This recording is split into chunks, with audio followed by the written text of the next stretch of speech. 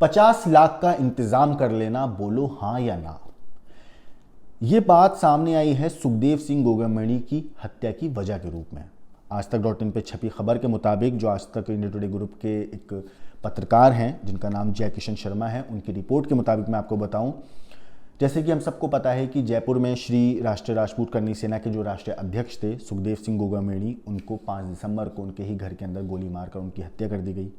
हत्या को लेकर लोगों के मन में बस एक ही सवाल है कि आखिर इस हत्या के पीछे की वजह क्या है। आखिर क्यों लॉरेंस बिश्नोई गैंग ने रोहित गदारा के जो शूटर्स हैं उनको भेजकर सुखदेव सिंह गोगामणि की हत्या करवाई। तो मैं आपको बता दूं, इस पूरे हत्याकांड की मामले की जांच कर रहे एक पुलिस अधिकारी ने बताया है, और ये रिपोर्ट है जय किशन शर्मा की, जो आज तक .in से जुड़े हुए हैं, इंडिया टुडे ग्रुप से जुड़े हुए हैं। उनकी रिपोर्ट के मुताबिक उस पुलिस अधिकारी ने बताया है कि 3 दिसंबर 2022 को गैंगस्टर राजू ठेहट हत्याकांड के बाद लॉरेंस गैंग ने शेखावटी में दहशत फैलाने के लिए रोहित गदारा के जरिए व्यापारियों और प्रॉपर्टी कारोबारियों से फिरौती वसूल करना शुरू कर दिया था।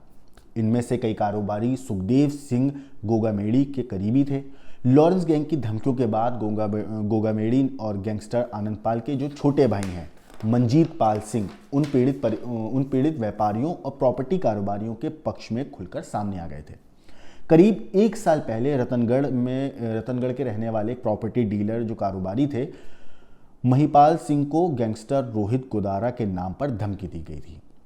फिरौती का ये मामला राजू ठेहर हत्याकांड के ठीक 5 दिन के बाद हुआ था, यानी कि 8 दिसंबर 2022 को महिपाल सिंह के फ़ोन पर व्हाट्सएप के जरिए एक वॉइस नोट आया था जिसमें कहा गया कि मैं रोहित गदारा हूं, 15 दिसंबर तक 50 लाख रुपए का इंतजाम कर लेना, वरना सीकर का नतीजा तो आप देख ही चुके हो। अगर आगे भी काम करना है तो ये रकम देनी होगी। ये वॉइस नोट, ये वॉइस मैसेज जो कारोबारी थे, प्रॉपर्टी कारोबारी महिपाल सिंह, उनको व्हाट्सएप पर भेजा गया था।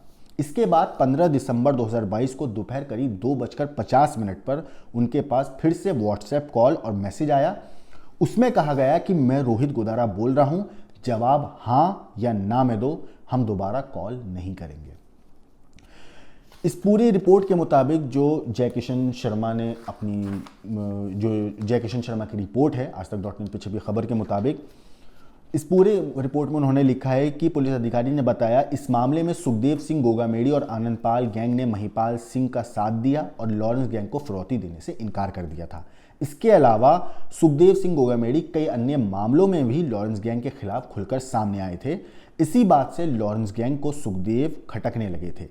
फिर वो उनकी हिट लिस्ट पर आ गए, जिसके बाद 1 साल के बाद ये पूरे हत्याकांड को अंजाम दिया गया। लेकिन अंडरवर्ल्ड में बेखौफ होकर अपना दबदबा बना रही इस गैंग ने, यानी कि लॉरेंस गैंग ने इसे राजस्थान में चुनौती के रूप में देखा। यही वजह थी कि पंजाब की भटिंडा जेल में बैठकर लॉरेंस बिश्नोई गैंग के जो गैंगस्टर है संपत नेहरा, उसने गोगामणि की हत्या की साजिश रचनी शुरू की थी। वो इस हत्या के लिए कहा जाता है कि AK-47 और बाकी हथियारों का इंतजाम कर रहा था। इतना ही नहीं, आपको बता दूं, रोहित गदारा गैंग के दोनों हमलावरों की पहचान जो हुई है वो हुई है, एक शूटर मकराना के जूसरी गांव का रोहित और दूसरा हरियाणा के महेंद्रगढ़ का रहने वाला नितिन फौजी जो है वो सेना में उसकी नौकरी है और वो छुट्टी पर घर आया था। उसने ही गोगामणि के सिर में आखिरी में गोली मारी थी। असल में जब इन लोगों ने उस घर में जाकर गोगामणि की हत्या करी, जब पहली गोली चलाई, उसके बाद वो बेसुध होकर ज़मीन पर गिर गए थे। मतलब दोनों सोफे के बीच और टेबल के बीच में एक जगह थी, उस जगह पे वो बेसुध होकर गिर गए थे। जब इन्होंने वहाँ पर अंधाधुंध फायरिंग करनी शुरू करी, उसके बाद जाते हुए करीब से नितिन फौजी ने ही गोगामणि के सिर में गोली मारी थी।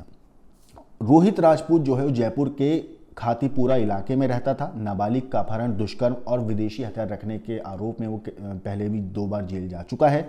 जयपुर में उसका जो घर है, ये भी कहा जाता है कि वो गिरवी है। उसके जो पिता हैं गिरधारी सिंह, जो पहले सेना में जॉब करते थे, हालांकि उनकी अब मृत्यु हो चुकी है।